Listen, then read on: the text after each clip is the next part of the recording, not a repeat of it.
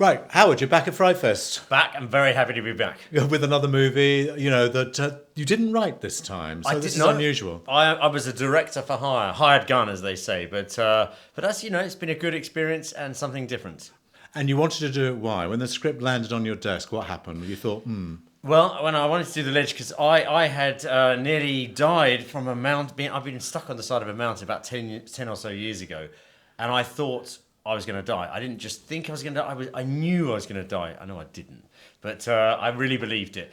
And I went through a whole scenario to get off there. And it was just a life-changing experience, honestly. And when this script landed on my desk, or it's actually in my email, to be fair, less glamorous, but there we are.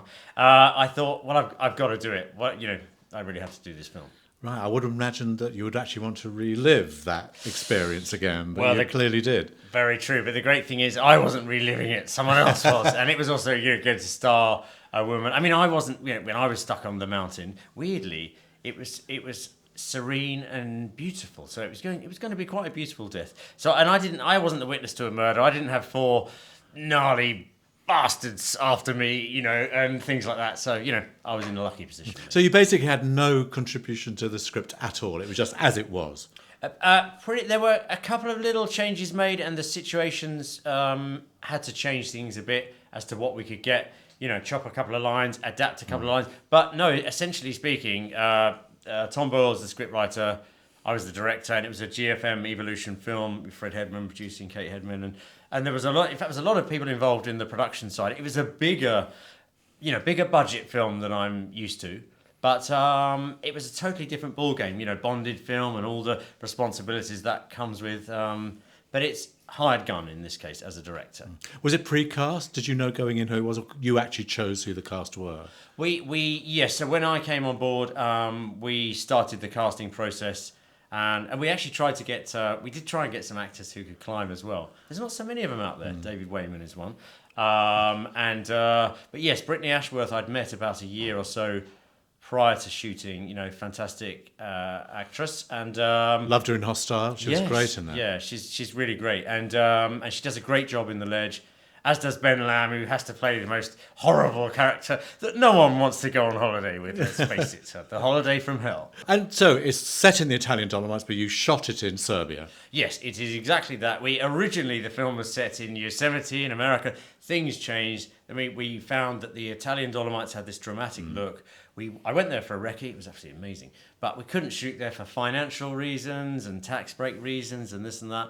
And then we we flew into Belgrade, shot in Serbia, and the crew were fantastic. It was a huge crew. Now, weirdly, I'd just come from the lockdown hauntings, which had no crew, and there were 64 crew members. It took them like 10 minutes to walk past the vehicles in the morning.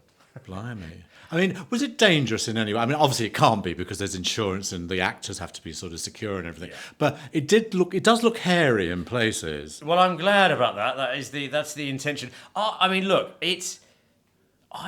there are dangers. Whenever you get an actor at height or a crew member at height or film equipment at height, there is danger. And we were often at real height. So there were a lot of safety concerns, and I'm all for safety. But when you're trying to make a movie, you kind of want to get on with it.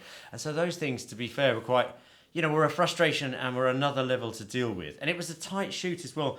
I mean, we did the film within 19 days, and originally I'd wanted to do it in about 32. It came down and down and down, and this, 32 would have been a lovely amount. I feel I could have got more, but financial reasons or whatever reasons, it had to be done within that time, and it was very tight to get it done. I reckon you can get for every shot you can get at ground level in a movie, you can get about 3 at height. Don't make a movie at height. Don't make one on the water. Don't make one in the snow. It's hard. Was there ever sort of like a thought that you might do everything green screen? Well, you would have been dead against that, obviously. Yeah. But there was ever a conversation about let's just do it all like that? There were conversations, a lot of them, and it went back and forth. And I must admit, I personally, and I think the writer wanted to as well, Tom Boyle, who's a very talented chap, and he wanted us to... he's like, get Howard Ford, get him on a rock and just do this thing. Because, done The Dead out in Africa, the Dead India, and I think Never Let Go, Morocco and all this. Send Howard to a far-flung place, stick him on a rock, wish him luck. And that's kind of, in a way, I wanted to do it that way. But it became apparent that, you couldn't put the actors in that situation. You really couldn't. The moment people were more than sort of 5-6 foot off the ground, legally speaking, they had to be secure. And it wasn't just that. Funny, the crew, and the cast and myself and everyone working on the film, we were at these big mountains. A rock falls from that height, you've got a hole in your head and it's game over. And so at any time that can happen. So we had to take risks, and it was a bit unnerving at times. But I feel for the actors. It was hard to communicate. It was like, Brittany, yeah, right, look scared, look cold. Josh is, you know what I mean. Those things were hard for us to communicate. So I think I had the frustration of trying to make this thing work and trying to get the shots. I think the actors were probably having a frustration because the scenario was just mad. And then literally you handed over the film to another editor. You didn't even edit it yourself. Were you concerned that they might not actually be able to get the maximum suspense or action out of the footage? Yeah, I did want to edit the film, and Sinji is a fantastic editor, very talented. I can always sit there and say I would have done it like this and I would have done it like that, and I will sit there and do that. But I think he's done a great job with it.